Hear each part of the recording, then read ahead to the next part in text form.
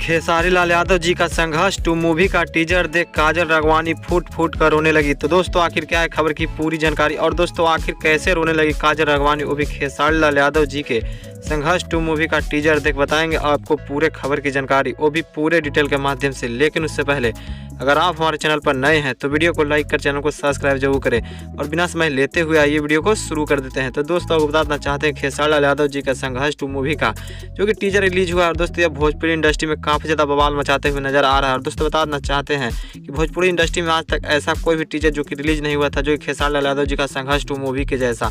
और दोस्तों यह मूवी को देखकर, जिसका टीजर ही देखकर खूब ज़्यादा भोजपुरी इंडस्ट्री में बवाल मचा दिया। और दोस्तों बताना चाहते हैं काजल राघवानी जो खेसारी लाल यादव जी से काफ़ी ज़्यादा नाराज होते हुए नजर आ रही है।